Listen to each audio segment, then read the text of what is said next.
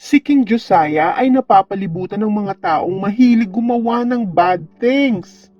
Pero natuto siyang magsabi ng no at binago niya ang nakagawian ng bayan nila. Si King Josiah ay hindi katulad ng kanyang tatay na si King Amon o kaya ng kanyang lolo na si King Manasseh. Ang lolo niya ay gumawa ng maraming evil things.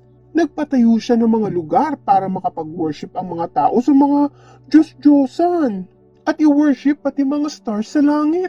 Inihandog niya pa ang isa sa kanyang mga anak para maging burnt sacrifice sa isa sa mga Diyos-Diyosan nila. Si King Manasseh ay nagpagawa ng mga kakaibang ribulto at altar sa templo ni God. Marami siyang taong sinaktan na wala namang kasalanan. Nung si Manasseh pa ang hari, ang aklat ng kautusan ng Diyos ay nawala. Iyon pa naman ang binabasa ng mga pari tuwing umaga sa mga tao. Dahil nawala ang aklat ng kautusan, natigil ang pakikinig nila sa salita ng Diyos. Mas grabe naman ang ginawa ng tatay ni Josiah na si King Amon. Galit na galit sa kanya ang mga tauhan niya. Kaya't pinatay siya ng mga ito sa sarili niyang palasyo. Pero ang mga tauhan na yon ay pinatay naman ng mga taong bayan. At iyon ang naging daan para maging king si Josiah sa edad na 8. Si King Josiah ay malayo sa kanyang lolo at tatay. Love talaga niya si God.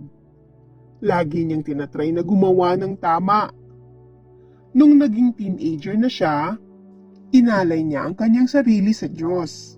Nung 20 years old na si King Josiah, sinimulan niyang ipatanggal ang mga ribulto at mga altar ng mga Diyos-Diyosan. Pinagiba niya ang mga lugar ng pagsamba ng mga ito. Pinatumba niya ang mga altar. Nagsugo siya ng mga lalaki para durugin ang mga ribulto hanggang maging pinong-pino.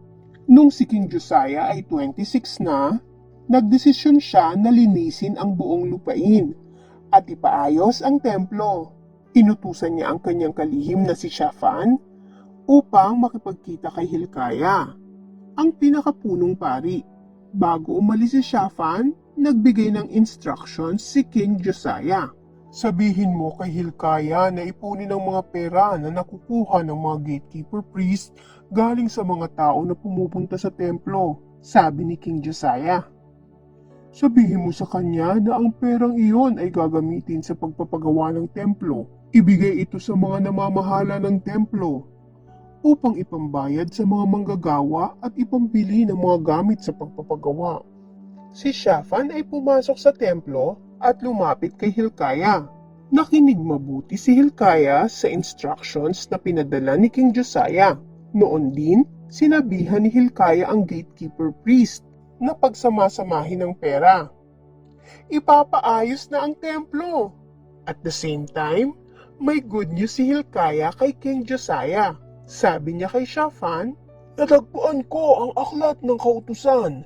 Tingnan mo ito." Sabi niya, hawak ang malaking scroll habang nakangiti. Andito lang pala siya sa templo. Iniabot ni Hilkiah ang aklat kay Shaphan. Nagbasa ng ilang paragraphs si Shaphan. "Kailangang makita ito ng hari," sabi ni Shaphan.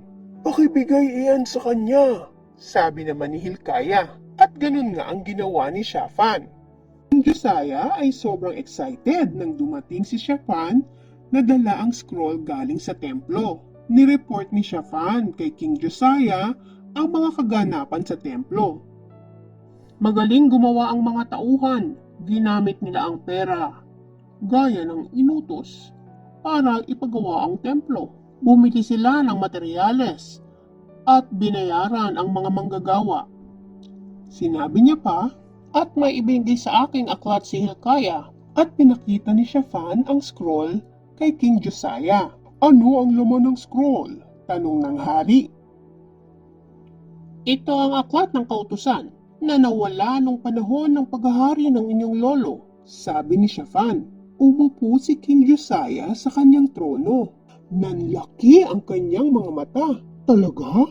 sabi niya na may ngiti sa labi. "Kahanga-hanga.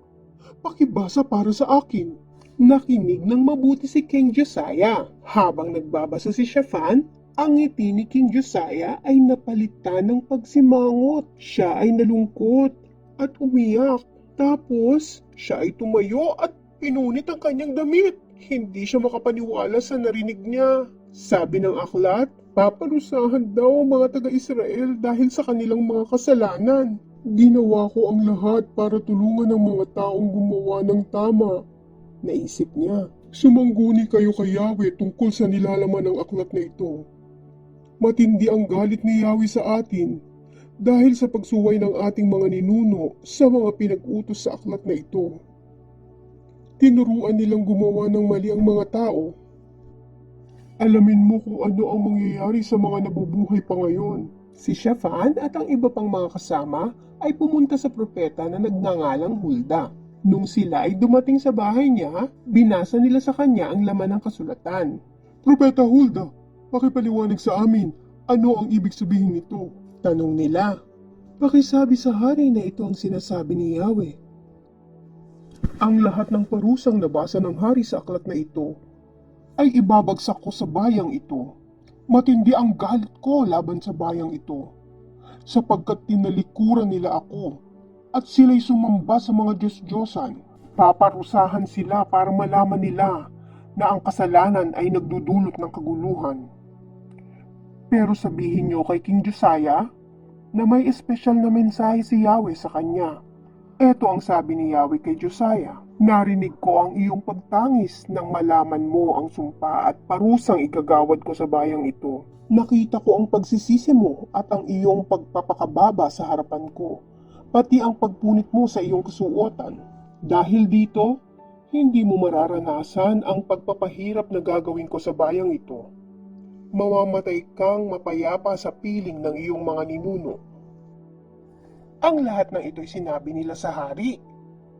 Nalaman ni King Josiah na wala siyang magagawa para isave ang mga tao sa parusang nakalaan sa kanila. Pero, kaya niyang iwasang mangyari ito agad-agad. Tutulungan niya ang mga tao na sumunod kay Yahweh. At sila naman ang magtuturo nito sa kani-kanilang mga pamilya.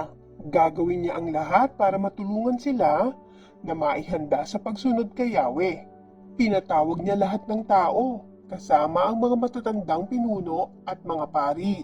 Sama-sama, sila ay nagpunta sa templo. Doon, binasahan ng hari ang mga tao galing sa aklat ng kautusan.